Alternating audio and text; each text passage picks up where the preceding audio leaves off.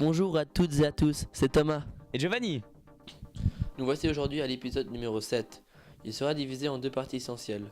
La première partie est consacrée à savoir si on apprend aux jeunes informaticiens les dangers qu'apportent les cybercriminels et si ces jeunes informaticiens apprennent déjà à se défendre face à ce type de criminels.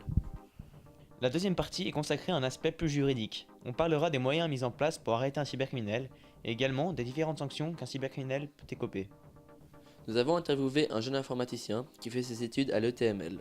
Alors, je m'appelle Timothy Troatali, j'ai 17 ans et actuellement je suis une formation d'informaticien à l'ETML à Lausanne. Donc je fais mon CFC et ma TUPRO. Nous lui avons demandé s'il avait des notions de cybercriminalité. Alors, bah oui, j'en connais bien entendu, on entend souvent parler.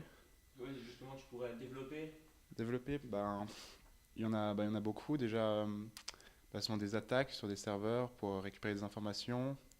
Il y en a aussi d'autres pour récupérer des informations sur l'utilisateur, pour pouvoir ensuite les revendre. Le phishing, par exemple, c'est assez simple à mettre en place. N'importe qui peut le mettre en place, théoriquement, finalement.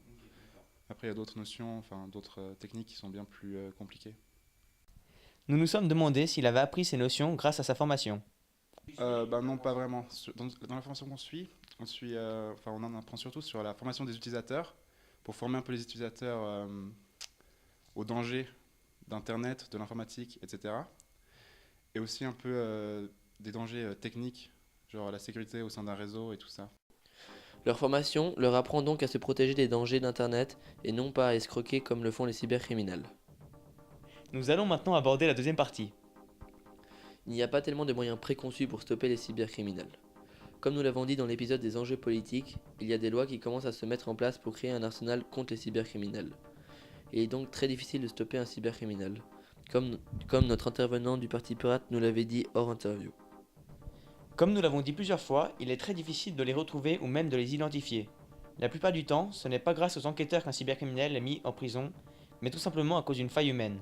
Souvent, c'est quelqu'un qui dénonce le cybercriminel, ou alors c'est le cybercriminel lui-même qui se rend. Il existe quand même des organisations européennes de lutte contre la cybercriminalité. Beaucoup d'États européens ont compris que pour être efficace face à la cybercriminalité, il faut travailler ensemble.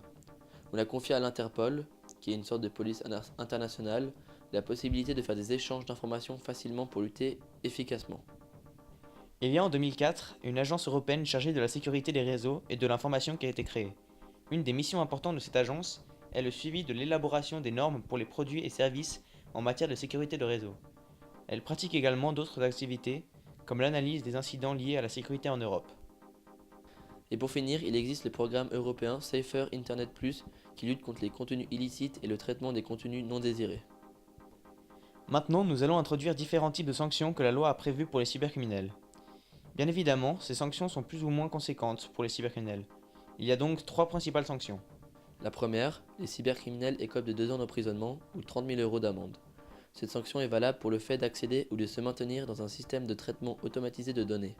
Pour information, un système de traitement automatisé de données est un système, une fois le paramétrage fait, qui se charge d'obéir aux paramètres qu'on lui a fixés, sans la moindre intervention de l'homme. La deuxième sanction, les cybercriminels sont emprisonnés pour 3 ans et une amende de 45 000 € à payer. Cette sanction a lieu quand les cybercriminels suppriment ou modifient des données contenues dans ce système de traitement automatisé, donc une altération de ce système. Une des dernières sanctions connues, les cybercriminels écopent de 5 ans d'emprisonnement et 75 000 € d'amende à payer. Cette sanction est valable quand les cybercriminels entravent et faussent le fonctionnement du système automatisé de données. Et voici le 7e épisode qui se termine. Retrouvez-nous dans le dernier épisode qui sera une synthèse de notre émission. Dans cet épisode, nous résumerons toutes les choses importantes dont il faut se souvenir dans notre travail.